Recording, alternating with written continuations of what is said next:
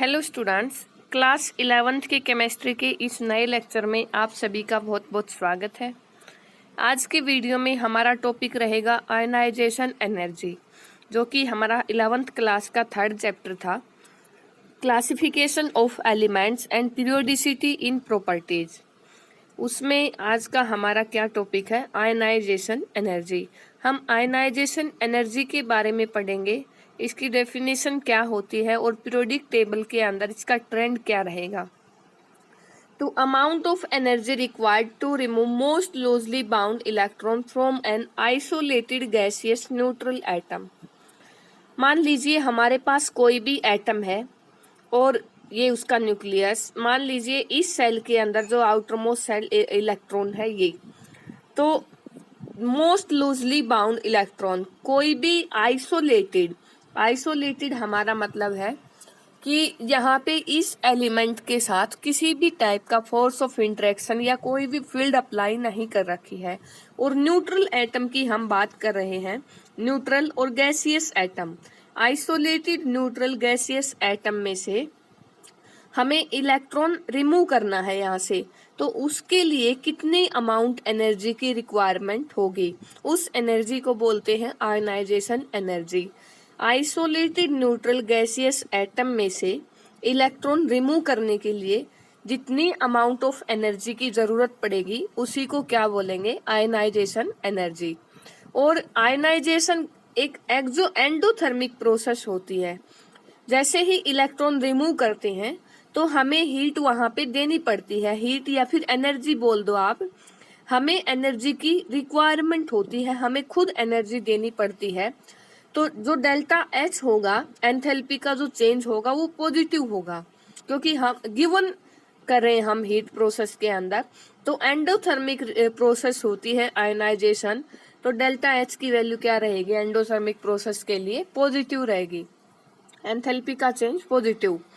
तो कोई भी एलिमेंट है हमारे पास M, तो उसमें हम एनर्जी प्रोवाइड कर रहे हैं उसको। कोई एलिमेंट M, उसमें अगर हम एनर्जी दें जिसको हम आयनाइजेशन एनर्जी बोलते हैं, तो उसमें से इलेक्ट्रॉन रिमूव करेंगे। मान लीजिए एक इलेक्ट्रॉन वहां से रिमूव किया तो M पॉजिटिव बन जाएगा, आयन। तो M जो एलिमेंट है उसमें से इलेक्ट्रॉन रिमूव किया, M पॉजिटिव प्लस इलेक्ट्रॉन, यहाँ पे इसके लिए बोलेंगे हम आयनाइजेशन एनर्जी फर्स्ट, जो एक इलेक्ट्रॉन रिमूव किया है। और अब जो ये आयन बना है इसमें से आगे फिर एक इलेक्ट्रॉन रिमूव करना है, M पॉजिटिव में से एक इलेक्ट्रॉन हमने रिमूव किया तो इसके ऊपर 2 पॉजिटिव चार्ज आ जाएगा, तो ये होगी हमारी आयनाइजेशन एनर्जी सेकेंड। और इसमें से फिर जो ये बना है हमारा, इसमें से फिर एक इलेक्ट्रॉन आगे रिमूव किया, उसके लिए आयनाइजेशन एनर्जी 3 होगी। और किसी भी रिएक्शन के लिए जो आयनाइजेशन एनर्जी 3 है, थर्ड आयनाइजेशन एनर्जी ज्यादा होगी सेकंड आयनाइजेशन एनर्जी से, और जो कि और ज्यादा होगी फर्स्ट आयनाइजेशन एनर्जी से, क्योंकि यहाँ पे एक इलेक्ट्रॉन रिमूव किया गया, पॉजिटिव आया, इसके ऊपर पॉजिटिव चार्ज आया एलिमेंट के ऊपर, उसमें से फिर इलेक्ट्रॉन रिमूव करने के लिए ज्यादा एनर्जी की रिक्वायरमेंट होती है। और फिर उसमें से जो थर्ड आयनाइजेशन एनर्जी है, इसमें से भी इलेक्ट्रॉन रिमूव करना है तो और ज्यादा एनर्जी की जरूरत पड़ती है। Ionization energy is also called ionization potential. Ionization energy को आयनाइजेशन पोटेंशियल भी आप बोल सकते हो। और जो इसकी यूनिट रहेगी वो होगी इलेक्ट्रॉन वोल्ट पर एटम, या फिर किलो जूल पर मोल, या किलो कैलोरी पर मोल। इन तीनों में आप इसको एक्सप्रेस कर सकते हो, इलेक्ट्रॉन वोल्ट पर एटम, किलो जूल पर मोल और किलो कैलोरी पर मोल। और मतलब जो आयनाइजेशन एनर्जी 3 मैंने जो ज्यादा बताई है, मतलब जो पॉजिटिवली चार्ज पार्टिकल है उसमें से भी इलेक्ट्रॉन अगर हमें रिमूव करना है तो और ज्यादा एनर्जी की जरूरत पड़ती है, क्योंकि जो न्यूक्लियर चार्ज यहाँ पे बढ़ जाता है, पॉजिटिव ज्यादा बढ़ जाता है आयन के ऊपर, अगर जो पॉजिटिवली चार्ज पार्टिकल है, और पॉजिटिव में से ही इलेक्ट्रॉन रिमूव करना, इलेक्ट्रॉन और जो पॉजिटिवली चार्ज न्यूक्लियस है उसके बीच में इंटरेक्शन बढ़ जाता है, अट्रैक्शन। तो अट्रैक्शन ज्यादा होने की वजह से ये जो इलेक्ट्रॉन फ्री करवाना है यहाँ से, उसके लिए और ज्यादा एनर्जी की जरूरत पड़ती है। इसी वजह से थर्ड आयनाइजेशन एनर्जी ज्यादा होगी। उसके बाद जो 1 इलेक्ट्रॉन वोल्ट होता है, 1 electron volt is equal to 1.602 into 10⁻⁻16 kilo joule per atom, या फिर 1.602 into 10⁻⁻16 multiply by 6.02 into 10⁻23 kilo joule per mole, ऐसे बोल सकते हैं। या फिर 96.4 into 10⁻6 kilo joule per mole 1 electron volt की वैल्यू होगी। फिर हम देखते हैं factor affecting ionization energy. Ionization energy को कौन कौन से फैक्टर चेंज कर सकते हैं, कम ज्यादा कर सकते हैं। सबसे पहले है size of atom. Size of atom के इनवर्सली प्रोपोर्शनल होती है आयनाइजेशन एनर्जी। जैसे ही हम पीरियोडिक टेबल में जैसे लेफ्ट टू राइट जाते हैं, तो मान लीजिए लेफ्ट टू राइट जाते हैं तो साइज हमारा डिक्रीज होता जाता है, और डाउन द ग्रुप जाते हैं तो बड़ा साइज होता जाएगा। जैसे जैसे साइज छोटा होता है तो जो आउटर मोस्ट सेल के अंदर इलेक्ट्रॉन है उसका न्यूक्लियस के साथ डिस्टेंस कम होता जाएगा। आउटर मोस्ट सेल का जो इलेक्ट्रॉन है और न्यूक्लियस के बीच में अगर डिस्टेंस कम होगा तो ये पास में है तो इसके बीच में अट्रैक्शन बढ़ जाता है। आउटर मोस्ट इलेक्ट्रॉन और न्यूक्लियस के बीच में अट्रैक्शन बढ़ जाता है, तो जो आउटर मोस्ट इलेक्ट्रॉन हमें रिमूव करना है उसको रिमूव करने के लिए ज्यादा एनर्जी लगानी पड़ेगी। तो जितना छोटा साइज होगा उतना ही न्यूक्लियस और आउटर मोस्ट इलेक्ट्रॉन के बीच में अट्रैक्शन होगा, और ये इलेक्ट्रॉन फ्री करवाने के लिए उतनी ही ज्यादा एनर्जी लगानी पड़ेगी। जितना छोटा साइज होगा उतनी ही ज्यादा आयनाइजेशन एनर्जी होगी। और अगर साइज बड़ा है तो उसमें से जो पॉजिटिवली चार्ज है और आउटर मोस्ट इलेक्ट्रॉन है, आउटर मोस्ट इलेक्ट्रॉन और न्यूक्लियस के बीच में अट्रैक्शन कम होगा क्योंकि साइज बड़ा हो गया है, ज्यादा डिस्टेंस पे होगा आउटर मोस्ट इलेक्ट्रॉन न्यूक्लियस से, तो अट्रैक्शन कम होगा। तो जो ये इलेक्ट्रॉन हमें रिमूव करना है उसके लिए हमें कम एनर्जी की जरूरत पड़ेगी। तो हम कम एनर्जी की रिक्वायरमेंट होगी तो जो आयनाइजेशन एनर्जी होगी वो डिक्रीज हो जाएगी। तो साइज के इनवर्स रिलेशन में है, अगर साइज ज्यादा होगा तो जो आउटर मोस्ट इलेक्ट्रॉन है वो less tightly held by the nucleus, come attraction होगा न्यूक्लियस से, तो आयनाइजेशन एनर्जी कम होगी, आसानी से इलेक्ट्रॉन रिमूव कर सकते हैं। तो ionization energy decrease with increase in atomic size. और मैंने बोला था कि लेफ्ट टू राइट जाते हैं तो साइज डिक्रीज होता है। अगर साइज डिक्रीज होगा पीरियोडिक टेबल में लेफ्ट टू राइट तो आयनाइजेशन एनर्जी ज्यादा लगानी पड़ेगी, इंक्रीज हो जाएगी। और अगर टॉप टू बॉटम जाते हैं पीरियोडिक टेबल में तो साइज इंक्रीज होता है, साइज बड़ा होता है तो आयनाइजेशन एनर्जी कम लगानी पड़ेगी, डिक्रीज हो जाएगी। तो साइज के इनवर्सली रिलेशन होता है। सेकंड है न्यूक्लियर चार्ज वेरीज डायरेक्टली। जितना ज्यादा न्यूक्लियर चार्ज होगा उतनी ही आयनाइजेशन एनर्जी ज्यादा लगानी पड़ेगी। वेरीज डायरेक्टली, न्यूक्लियर चार्ज ज्यादा होगा तो डायरेक्टली प्रोपोर्शनल है इसके। अगर न्यूक्लियर चार्ज ज्यादा है तो उसमें से इलेक्ट्रॉन रिमूव करना बहुत ही मुश्किल काम होगा, तो आयनाइजेशन एनर्जी इंक्रीज हो जाएगी। मान लीजिए ये न्यूक्लियर का चार्ज पॉजिटिवली चार्ज ज्यादा है और जो आउटर मोस्ट सेल में इलेक्ट्रॉन है तो इस न्यूक्लियर चार्ज के साथ में उतना ही ज्यादा अट्रैक्शन होगा आउटर मोस्ट इलेक्ट्रॉन के साथ। ये जितना ज्यादा पॉजिटिव होगा उतना ही ज्यादा इसको अट्रैक्ट करेगा। तो ये जो इलेक्ट्रॉन फ्री करवाना है, हमें रिमूव करवाना है, तो उसके लिए उतनी ही ज्यादा एनर्जी लगानी पड़ेगी। तो न्यूक्लियर चार्ज अगर ज्यादा तो आयनाइजेशन एनर्जी भी ज्यादा। नेक्स्ट है स्क्रीनिंग इफेक्ट। स्क्रीनिंग इफेक्ट के भी इनवर्सली रिलेशन होता है, इनवर्स। स्क्रीनिंग इफेक्ट अगर ज्यादा होगा तो आयनाइजेशन एनर्जी कम होगी। अब स्क्रीनिंग इफेक्ट क्या होता है, जो मान लीजिए हमारे पास कोई भी न्यूक्लियस किसी एटम का, और ये जो सेल है और हमारा आउटर मोस्ट इलेक्ट्रॉन है यहाँ पे, और किसी दूसरा एटम है उसका न्यूक्लियस ये, और यहाँ पे इलेक्ट्रॉन है इस सेल के अंदर। तो इसके अंदर अगर हम सोडियम की बात करें तो इलेक्ट्रॉनिक कॉन्फ़िगरेशन होती है 281। इसमें 2 इलेक्ट्रॉन, इसमें 8 इस सेल में, और इसमें 1 इलेक्ट्रॉन। अगर हम बात करें लिथियम की बात करें, लिथियम तो वो होगा 2-1 इलेक्ट्रॉनिक कॉन्फ़िगरेशन। इसमें 2 इलेक्ट्रॉन इस सेल में, और जो नेक्स्ट सेल होगी उसमें 1 इलेक्ट्रॉन। ये वाला एक इलेक्ट्रॉन, इस सेल के अंदर ये आउटर मोस्ट इलेक्ट्रॉन और ये अंदर की सेल के इलेक्ट्रॉन होंगे। इस सेल के अंदर जितने भी इलेक्ट्रॉन होंगे, ये इनर सेल के इलेक्ट्रॉन, वो इस न्यूक्लियस के ऊपर एक दीवार की तरह काम करेंगे। एक दीवार की तरह इस न्यूक्लियर चार्ज को ये ढक लेंगे और जो न्यूक्लियर चार्ज का इफेक्ट है जो इस आउटर मोस्ट सेल के इलेक्ट्रॉन के ऊपर, वो कम जा पाएगा, कम पॉजिटिव इसके ऊपर अगर जा पाएगा तो कम ही अट्रैक्शन होगा, तो हम इलेक्ट्रॉन आसानी से रिमूव कर सकते हैं। और इसी इफेक्ट को हम बोलते हैं स्क्रीनिंग इफेक्ट। मतलब जो अंदर की सेल के इलेक्ट्रॉन है वो न्यूक्लियस को ढक के रखते हैं, वो एक दीवार की तरह काम करते हैं एज ए स्क्रीन।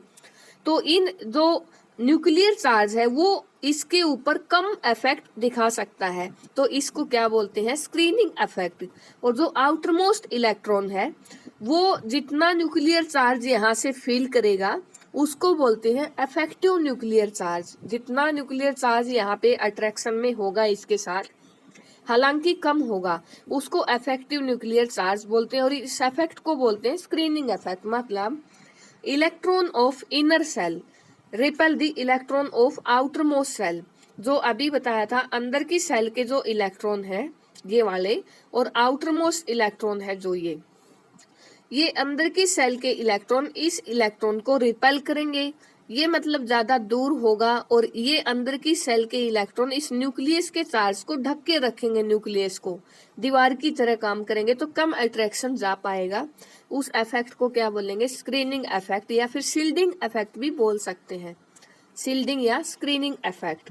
और जो आउटर मोस्ट सेल के इलेक्ट्रॉन है वो कम अट्रैक्शन फील कर पाएंगे, शील्डेड और स्क्रीन फ्रॉम द न्यूक्लियस। जो अंदर की सेल के इलेक्ट्रॉन होंगे उनके द्वारा ये जो बाहर का इलेक्ट्रॉन है वो कम अट्रैक्शन फील करेगा न्यूक्लियस से, और वो ढक दिया जाता है।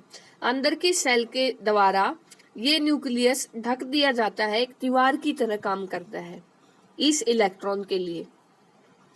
As a result of screening effect, outermost electron do not experience the complete nuclear charge। जितना पॉजिटिवली चार्ज था वो जो बाहर का इलेक्ट्रॉन है पूरा का पूरा अट्रैक्शन या न्यूक्लियर चार्ज को फील नहीं कर पाता है। तो अगर अंदर की सेल में जितने ज्यादा इलेक्ट्रॉन बढ़ेंगे, जितने ज्यादा इलेक्ट्रॉन होंगे, तो स्क्रीनिंग इफेक्ट भी उतना ही ज्यादा होगा, वो उतना ही न्यूक्लियर चार्ज को ढक के रखेंगे और बाहर वाले इलेक्ट्रॉन के पास कम अट्रैक्शन जा पाएगा। तो स्क्रीनिंग इफेक्ट अगर ज्यादा होगा तो जो न्यूक्लियर चार्ज है बाहर का इलेक्ट्रॉन कम न्यूक्लियर चार्ज फील करेगा। तो आउटर मोस्ट इलेक्ट्रॉन के ऊपर अगर कम न्यूक्लियर चार्ज जाता है तो अट्रैक्शन कम होने की वजह से इसको हम आसानी से रिमूव कर सकते हैं। इस इलेक्ट्रॉन को हम इजिली रिमूव कर सकते हैं क्योंकि न्यूक्लियस के साथ इसका अट्रैक्शन बहुत ही कम है। अगर इसको आसानी से रिमूव कर सकते हैं तो हमें जो एनर्जी की रिक्वायरमेंट होगी वो बहुत ही कम होगी, आयनाइजेशन एनर्जी हमारी लेस लगेगी। मतलब जितना ज्यादा स्क्रीनिंग इफेक्ट होगा उतना ही हमारा जो आयनाइजेशन एनर्जी होगी उतने ही कम हो जाएगी। जो नेक्स्ट फैक्टर है nature of orbitals containing electron. ये देखा जाता है कि किस ऑर्बिटल के अंदर इलेक्ट्रॉन है। और यहाँ पे एक फैक्टर और आता है पेनिट्रेशन इफेक्ट ऑफ इलेक्ट्रॉन। एक ये नया टॉपिक है यहाँ पे, पेनिट्रेशन इफेक्ट इलेक्ट्रॉन का। मतलब अगर ये न्यूक्लियर चार्ज है, न्यूक्लियस है, और यहाँ पे इलेक्ट्रॉन है या फिर नेक्स्ट सेल के अंदर इलेक्ट्रॉन है, तो पेनिट्रेशन इफेक्ट, इलेक्ट्रॉन न्यूक्लियस के अराउंड स्पिन भी करता है, रोटेट करता है, और उसके साथ अट्रैक्शन भी फील करता है। हम एक दीवार का एग्जांपल लेके बोल सकते हैं कि किसी दीवार के अंदर कोई भी चीज रोटेट भी करे और उसके अंदर छेद भी करती रहती है वॉल के अंदर, तो वो पेनिट्रेशन बोल सकते हैं हम, पेनिट्रेट करती है, उसके अंदर होल भी क्रिएट कर रही है वो चीज और रोटेट भी कर रही है, तो वो पेनिट्रेशन इफेक्ट ऐसे बता सकते हैं हम। तो पेनिट्रेशन इफेक्ट में क्या है, penetrating power of electron toward the nucleus in a given shell. मतलब जो न्यूक्लियस के सबसे पास में होता है वो s ऑर्बिटल होता है, फिर p ऑर्बिटल, उसके बाद d ऑर्बिटल और उसके बाद f ऑर्बिटल। पेनिट्रेशन इफेक्ट किसका ज्यादा होगा, जो s ऑर्बिटल का इलेक्ट्रॉन है, यहाँ पे s ऑर्बिटल के अंदर न्यूक्लियस के सबसे पास में कौन सा ऑर्बिटल है, s ऑर्बिटल। इसके अंदर जो इलेक्ट्रॉन होगा वो रोटेट भी करेगा और न्यूक्लियस के साथ में पेनिट्रेशन इफेक्ट भी शो करेगा, मतलब उसके अट्रैक्शन में भी है और उसको उसके साथ रोटेट भी कर रहा है। तो सबसे ज्यादा अट्रैक्शन में कौन सा रहेगा, s, क्योंकि सबसे पास में है, फिर p ऑर्बिटल, फिर d, फिर f। तो जो पेनिट्रेटिंग पावर होती है इलेक्ट्रॉन की वो s में सबसे ज्यादा रहेगी, फिर p में, फिर d में और f में सबसे कम रहेगी। पेनिट्रेटिंग पावर का ये ऑर्डर रहेगा। तो जो penetration of electron is more, अगर पेनिट्रेशन ज्यादा है, एक तो s में इलेक्ट्रॉन है, एक p में इलेक्ट्रॉन है, तो s का पेनिट्रेशन ज्यादा, मतलब s ऑर्बिटल का जो इलेक्ट्रॉन है उसका न्यूक्लियस के साथ में अट्रैक्शन ज्यादा है, वो टाइटली बंधा हुआ है न्यूक्लियस के साथ में। तो जो इलेक्ट्रॉन रिमूव करना पड़ेगा हमें, उसके लिए बहुत ही डिफिकल्ट काम होगा हमारे लिए इस इलेक्ट्रॉन को रिमूव करने के लिए, क्योंकि न्यूक्लियस के साथ टाइटली बंधा हुआ है, वो टाइटली हेल्ड है और ज्यादा अट्रैक्शन में है। तो आयनाइजेशन एनर्जी हमें ज्यादा ही लगानी पड़ेगी, मतलब ionization energy increase with increase in penetrating power of the electron. Electron की जितनी ज्यादा पेनिट्रेटिंग पावर होगी, आयनाइजेशन एनर्जी उतनी ही ज्यादा होगी। तो पेनिट्रेटिंग पावर के जो आयनाइजेशन एनर्जी होगी वो डायरेक्ट रिलेशन में होगी पेनिट्रेटिंग पावर के, s में सबसे ज्यादा, फिर p में और उसके बाद d ऑर्बिटल के अंदर। इसमें यहाँ पे आपको एक एग्जांपल के थ्रू बता सकते हैं। एक तो है हमारे पास एल्यूमिनियम मेटल और एक मैग्नीशियम मेटल। इसकी जब एटॉमिक नंबर 13 होता है, सॉरी एटॉमिक नंबर 13 और मैग्नीशियम का एटॉमिक नंबर 12, इसका जो इलेक्ट्रॉनिक कॉन्फ़िगरेशन लिखेंगे 1s2 2s2 2p6 3s2 3p3, sorry 10 और 2 12 3p1। और मैग्नीशियम की अगर इलेक्ट्रॉनिक कॉन्फ़िगरेशन लिखते हैं 1s2 2s2 2p6 3s2, complete हो गई हमारी 12 इलेक्ट्रॉन। एटॉमिक नंबर 12, तो उसमें इलेक्ट्रॉन भी 12 होंगे, क्योंकि एटॉमिक नंबर इक्वल होता है नंबर ऑफ इलेक्ट्रॉन और नंबर ऑफ प्रोटॉन के। तो इसमें 13 इलेक्ट्रॉन। अब आप देखिए, वैसे तो हम अलोंग दी पीरियड जा रहे हैं, मैग्नीशियम आता है, सोडियम, मैग्नीशियम, एल्यूमिनियम, हम लेफ्ट टू राइट ऐसे जा रहे हैं।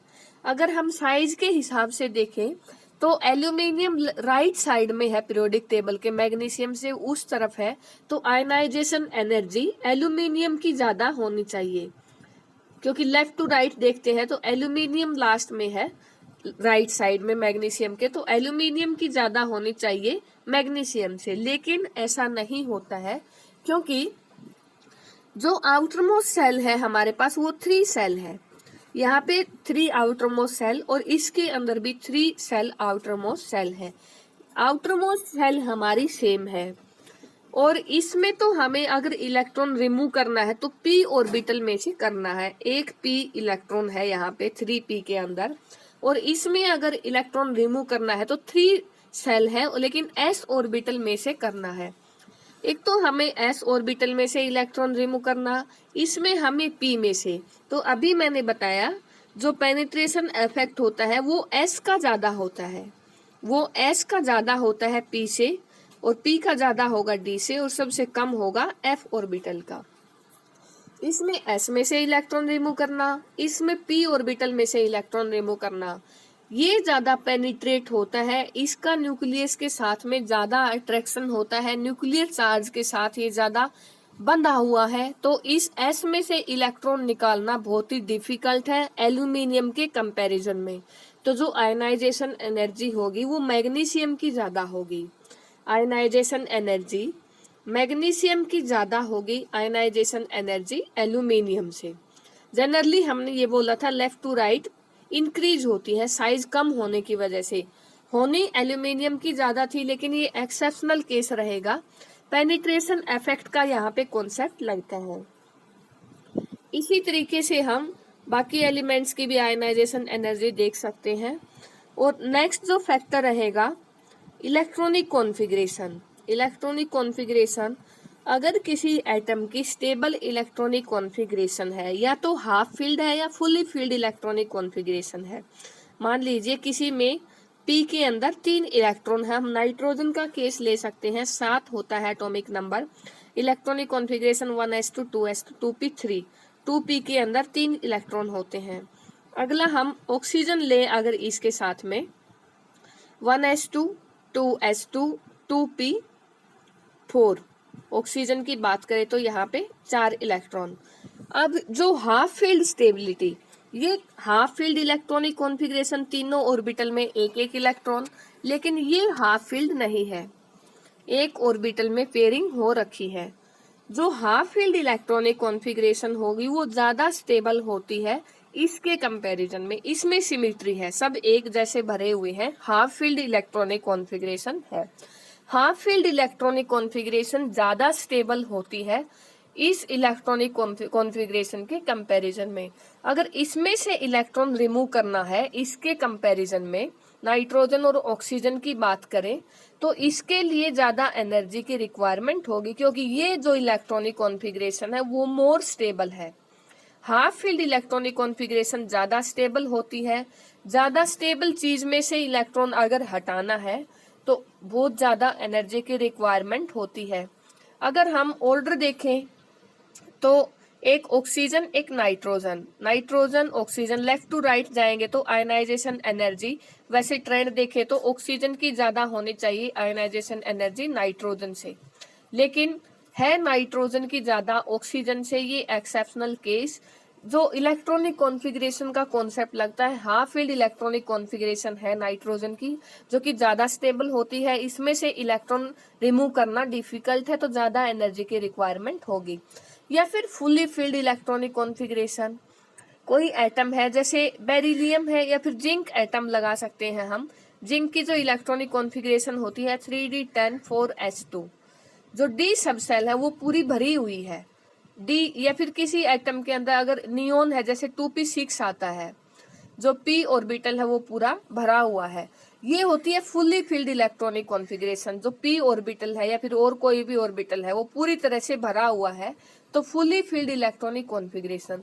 फुली फील्ड इलेक्ट्रॉनिक कॉन्फ़िगरेशन भी बहुत ही ज्यादा स्टेबल होती है, इसमें से अगर इलेक्ट्रॉन रिमूव करना है तो बहुत ही ज्यादा एनर्जी की रिक्वायरमेंट होती है। तो अगर फुली फील्ड इलेक्ट्रॉनिक कॉन्फ़िगरेशन है तो उसके लिए भी आयनाइजेशन एनर्जी बहुत ज्यादा होगी, इंक्रीज होती है। और फुली फील्ड और हाफ फील्ड में से अगर देखा जाए तो fully filled electronic configuration half field के कंपैरिजन में ज्यादा स्टेबल होती है, ज्यादा आयनाइजेशन एनर्जी लगती है। तो ionization energy half filled electronic configuration और फुली फील्ड इलेक्ट्रॉनिक कॉन्फ़िगरेशन में ऐसे देखी जाती है। तो अगर हाफ फील्ड या फुली फील्ड इलेक्ट्रॉनिक कॉन्फ़िगरेशन है तो आयनाइजेशन एनर्जी क्या होगी, इंक्रीज होगी।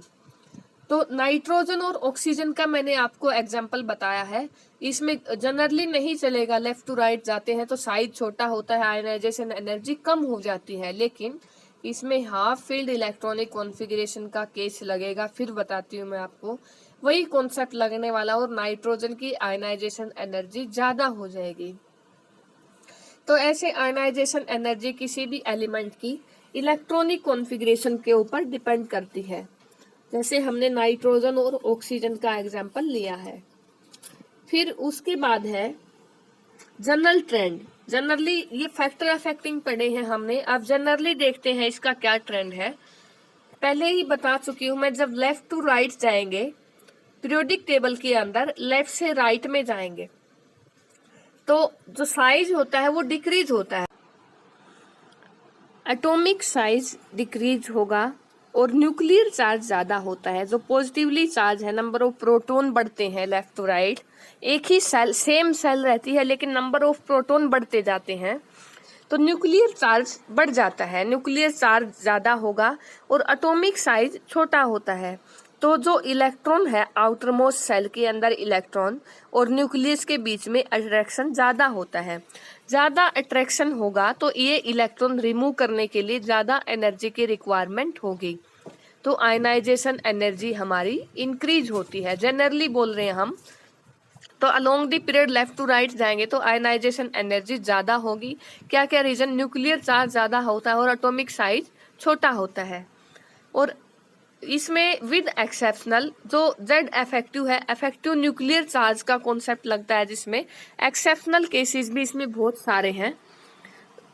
तो उसके बाद अगर हम ग्रुप में जाते हैं, डाउन द ग्रुप चलते हैं, डाउन द ग्रुप जो साइज है एटम्स का वो बढ़ जाता है। Down the group atomic size बढ़ता है और नंबर ऑफ सेल बढ़ जाती है। हर बार एक नई सेल, जैसे पहले एटम में ये, सेकंड एटम में दूसरी सेल बढ़ जाएगी, फिर थर्ड सेल बढ़ जाएगी। नंबर ऑफ सेल बढ़ने की वजह से जो एटॉमिक साइज है वो इंक्रीज हो जाता है, और जो आउटर मोस्ट इलेक्ट्रॉन है और न्यूक्लियस, आउटर मोस्ट इलेक्ट्रॉन और न्यूक्लियस के बीच के डिस्टेंस और उनके बीच का अट्रैक्शन कम हो, डिस्टेंस ज़्यादा हो जाती है, और न्यूक्लियस और आउटर मोस्ट इलेक्ट्रॉन के बीच का अट्रैक्शन कम हो जाता है। ज़्यादा डिस्टेंस होने की वजह से अट्रैक्शन कम होगा। अगर उनके बीच में अट्रैक्शन कम होगा तो जो आयनाइजेशन एनर्जी है वो कम लगानी पड़ेगी। इलेक्ट्रॉन रिमूव करने के लिए आयनाइजेशन एनर्जी भी क्या होगी, डिक्रीज हो जाएगी। एटॉमिक साइज इंक्रीज तो आयनाइजेशन एनर्जी डिक्रीज। तो अलोंग ग्रुप की बात करते हैं, डाउन द ग्रुप, तो आयनाइजेशन एनर्जी क्या होगी, डिक्रीज होगी। और जेड इफेक्टिव कांस्टेंट है, जो न्यूक्लियर चार्ज है या फिर इफेक्टिव न्यूक्लियर चार्ज है वो कांस्टेंट रहेगा। और जो नंबर ऑफ सेल एन दे रखा है यहाँ पे, नंबर ऑफ सेल, वो हर बार नई सेल ऐड होती है तो नंबर ऑफ सेल बढ़ जाती है। इसका रीजन क्या क्या है, जो आयनाइजेशन एनर्जी हम क्या बोलेंगे, डाउन द ग्रुप डिक्रीज होती है, उसका क्या रीजन है। एटॉमिक साइज इंक्रीज, साइज बढ़ जाता है। Increase in screening effect of the electron of inner shell also increase, जो सेल बढ़ती है तो अंदर की सेल में इलेक्ट्रॉन अगर ज्यादा हो रहे हैं तो एक दीवार का काम करते हैं, स्क्रीनिंग इफेक्ट भी लगता है यहाँ पे। तो न्यूक्लियस और आउटर मोस्ट इलेक्ट्रॉन के बीच में कम अट्रैक्शन होगा, आसानी से इलेक्ट्रॉन रिमूव कर सकते हैं, तो आयनाइजेशन एनर्जी कम लगेगी। स्क्रीनिंग इफेक्ट और एटॉमिक साइज का एग्जाम्पल हम बता सकते हैं। तो अगर देखें हाइड्रोजन, हीलियम, उसके बाद लिथियम, ये एटॉमिक नंबर और ये आयनाइजेशन एनर्जी। हाइड्रोजन से ज्यादा किसकी होगी, हीलियम, क्योंकि नोबल गैस होती है, आउटर मोस्ट जो इलेक्ट्रॉनिक कॉन्फ़िगरेशन होती है वो स्टेबल होती है। उसके बाद लेफ्ट टू राइट जाते हैं तो लिथियम की कम होगी, लिथियम से आगे फिर बोरोन, बेरिलियम। बेरिलियम और बोरोन की अगर बात करें, वैसे तो हम जा रहे हैं ऐसे लेफ्ट टू राइट, तो बोरोन की ज़्यादा होनी चाहिए बेरिलियम के कंपैरिजन में, लेकिन ऐसा नहीं होता है, एक्सेप्शनल केस है। हम कैसे देखते हैं, बोरोन का एटॉमिक नंबर 5 और बेरिलियम का 4। तो लेफ्ट टू राइट वैसे साइज देखें तो छोटा होगा, तो आयनाइजेशन एनर्जी ज़्यादा होगी, बोरोन की ज़्यादा होनी चाहिए। अगर बोरोन का इलेक्ट्रॉनिक कॉन्फ़िगरेशन लिखे 1s2 2s2 और 2p1, और बेरिलियम अगर लिखे 1s2 2s2, तो इसमें लगता है पेनिट्रेशन इफेक्ट। ये तो बार की सेल है, सेम सेल है, two shell outermost shell है, यहाँ भी 2 सेल है, ऑर्बिटल अलग अलग हैं, और यहाँ भी 2 सेल है। बाहर की सेल सेम है, ये s ऑर्बिटल में से इलेक्ट्रॉन रिमूव करना हो और ये p ऑर्बिटल में से, और पेनिट्रेशन इफेक्ट होता है s का ज्यादा और p का कम। s में से इलेक्ट्रॉन रिमूव करना है तो जो इसके अंदर इलेक्ट्रॉन है उसका न्यूक्लियस के साथ में ज्यादा अट्रैक्शन होता है, इस वजह से आयनाइजेशन एनर्जी ज्यादा लगती है। तो बेरिलियम की जो आयनाइजेशन एनर्जी होगी वो बोरोन से ज्यादा होगी। तो यही है, इसी वजह से यहाँ पे दे रखा है बेरिलियम की आयनाइजेशन एनर्जी ज्यादा दे रखी है, बोरोन की कम दे रखी है।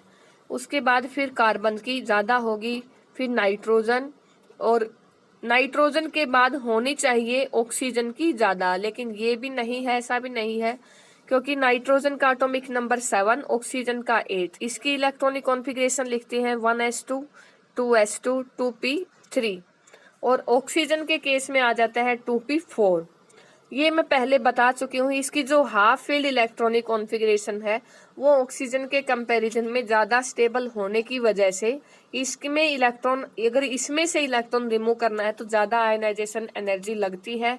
तो नाइट्रोजन की आयनाइजेशन एनर्जी ज़्यादा होगी ऑक्सीजन के कंपैरिजन में, आपके ये ग्राफ में ऐसे ही दे रखा है, ऑक्सीजन की नाइट्रोजन से नीचे दे रखी है। फिर ऐसे ही बढ़ते जाएंगे, फ्लोरीन, नियोन, ऐसे ही फिर नियोन जो नोबल गैस है उसकी ज़्यादा होगी, सबसे ज़्यादा। फिर सोडियम, उसके बाद ये सेकंड पीरियड के एलिमेंट्स फिर थर्ड पीरियड में आते हैं, तो डाउन दी ग्रुप फिर सोडियम की फिर से कम हो जाएगी, मैग्नीशियम की बढ़ जाएगी, और एल्यूमिनियम की फिर से कम। हम मैग्नीशियम एल्यूमिनियम का कॉन्सेप्ट कर चुके हैं पीछे, पेनिट्रेशन इफेक्ट भी लगा था इसी में भी। फिर फास्फोरस की इंक्रीज होगी, सल्फर, फास्फोरस सल्फर के केस में भी ऐसे ही पेनिट्रेशन इफेक्ट बोल सकते हैं। आर्गन नोबल गैस उसकी फिर ज़्यादा होगी, तो ये ऐसे करो रहेगा। और डाउन दी ग्रुप बोला गया है हेली ने की रब से फ्रियाद, या फिर दूसरी ट्रिक बोल सकते हैं हाइड्रोजन, लिथियम, सोडियम, पोटेशियम जो भी है, एस ब्लॉक का जो फर्स्ट ग्रुप है, हेलिने की रब से फ्रियाद ये बोल सकते हैं। Down the group lithium, ionization energy ज़्यादा, डाउन दी ग्रुप जाते हैं तो आयनाइजेशन एनर्जी कम होती जाएगी, डिक्रीज होती जाएगी, तो उसके लिए ये करो रहेगा। तो ये था आज का हमारा टॉपिक, और जो नेक्स्ट टॉपिक रहेगा हमारा वो रहेगा इलेक्ट्रॉन एफिनिटी के ऊपर। तो आई होप आपको ये वीडियो अच्छे से समझ आई होगी। सो प्लीज चैनल को लाइक, शेयर और सब्सक्राइब जरूर कर देना। Thank you guys.